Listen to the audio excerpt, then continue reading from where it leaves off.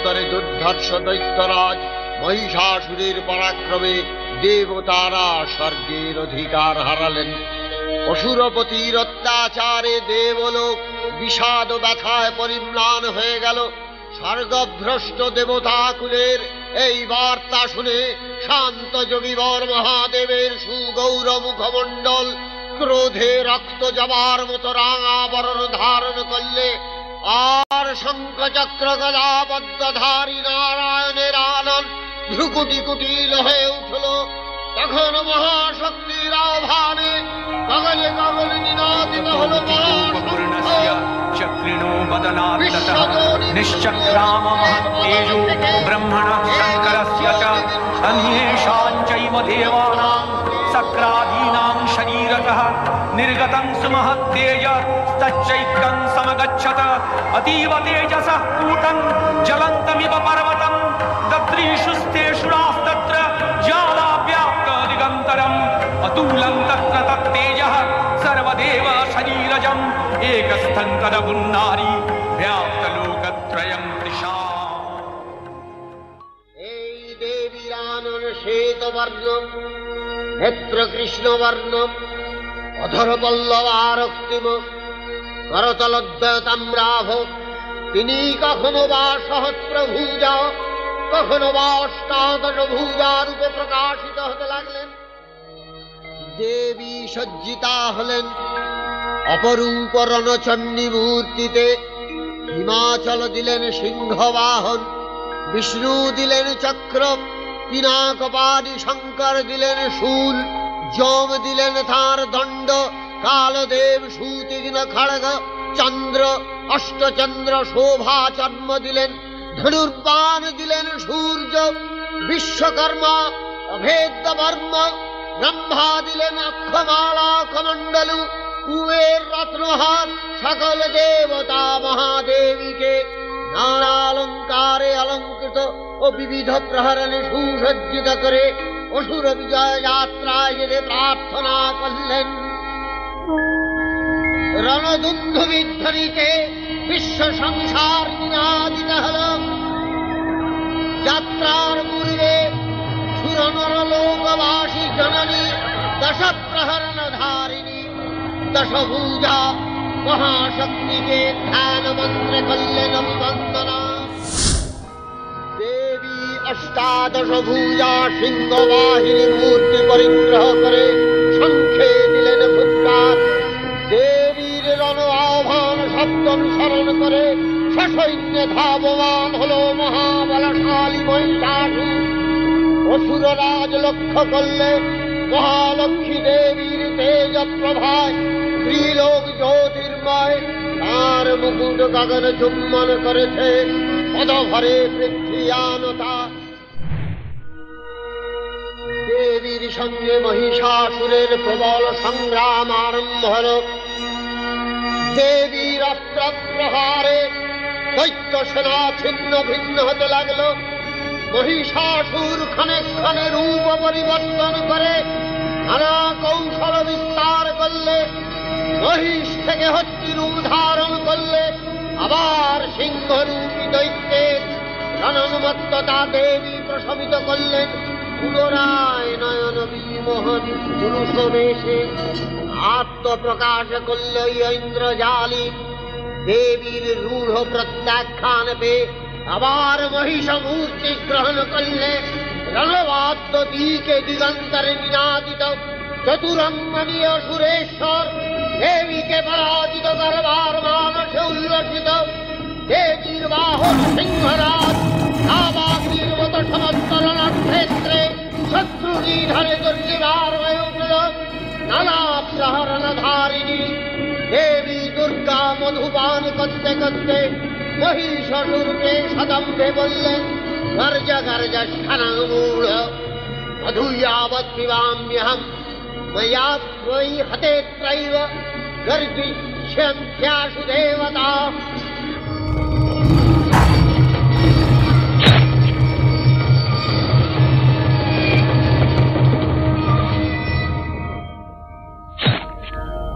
দেবতাগণ সানন্দে দেখলেন দুর্গা মহিষাসুরকে শূলে বিদ্ধ করেছেন, আর খড়গ নিপাতে দৈত্যের মস্তক উলুণ্ঠিত।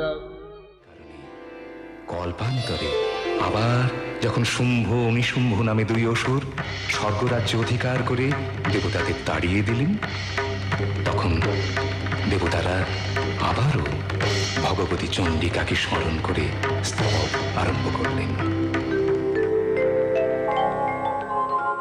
নমস্তে শরণ্যে শিবে সানুকম্পে, নমস্তে জগদ্ব্যাপিকে বিশ্বরূপে। দেবী ভগবতী শুম্ভ নিশুম্ভকে বধ করবার জন্য প্রথমে মোহিনী মায়া বিস্তার করে এক অপূর্ব রমণী মূর্তি ধারণ করলেন।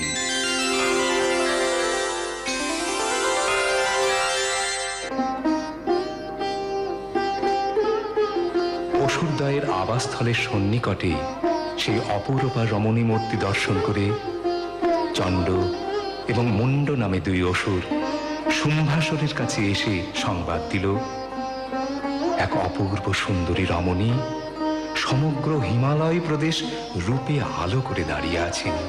এমন রূপ আমরা কখনো দেখিনি। কে এই রমণী?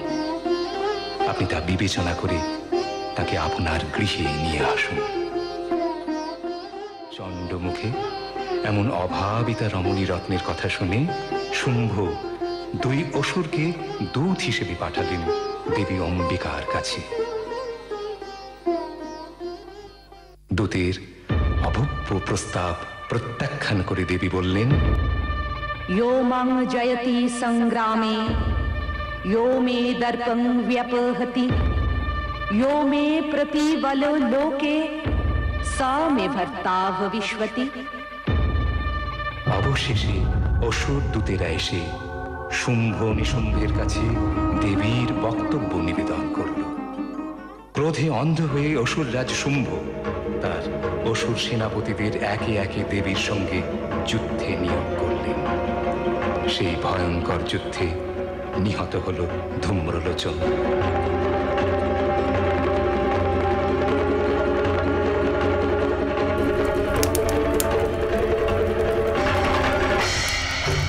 নিহত হল চণ্ড মুণ্ড।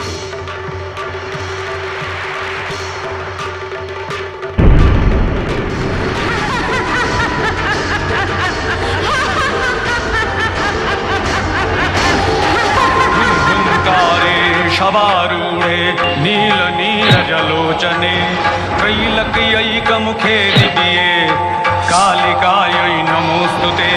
हुं हुंकारे हुं हुंकारे प्रत्ययालीढपदे घोरे, मुण्डमाला प्रलम्बिते खर्वेलम्बदरे भीमे कालिकायै नमोऽस्तुते। हुं हुंकारे हुं हुंकारे।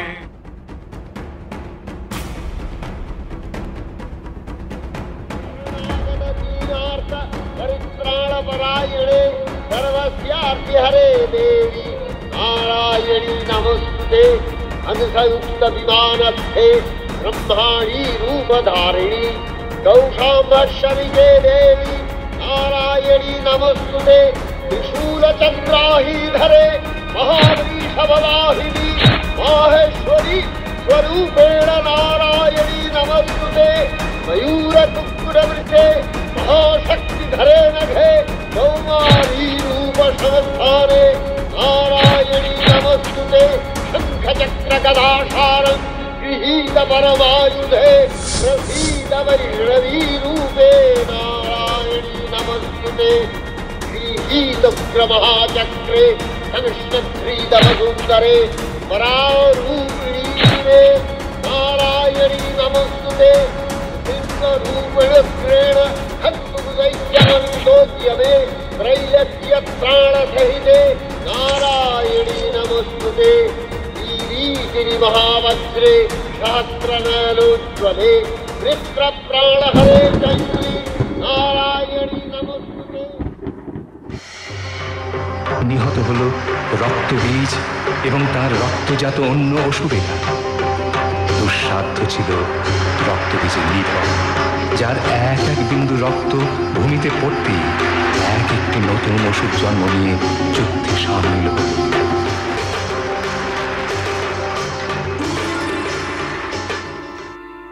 অপূর্ব মায়ায় মহামায়া চামুণ্ডা রূপে মুখ ব্যাদান করে ভূমিতে পড়ার আগেই রক্তবীজের রুধির নিঃশেষে পান করল। এবার যুদ্ধে এলেন রাজকনিষ্ঠ নিশুম্ভ। তিনিও দেবী চণ্ডিকার অস্ত্র আঘাতে মৃত্যুবরণ করলেন।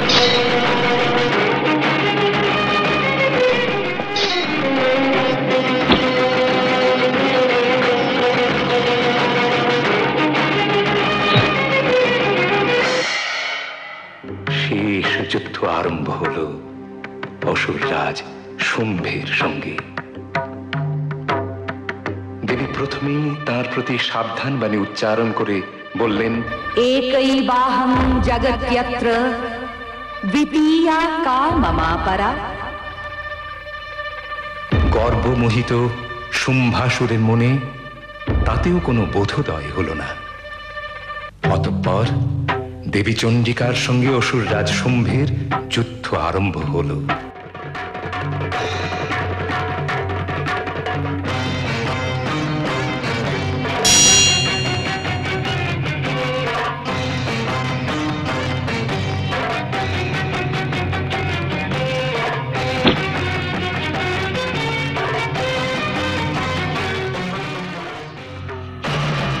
দেবীর সুরাঘাতে ভূলুণ্ঠিত হয়ে অসুররাজ শুম্ভ প্রাণ পরিত্যাগ করলেন। निस्तार रात्रि नमस्ते जगत्तारिणि त्राहि दुर्गे अपारे महादुस्तरे अत्यंत घोरे विपत सागरे मज्जतां देहाजां त्वमेका गतिर्देवी निस्तार नौका नमस्ते जगत्तारिणि त्राहि दुर्गे।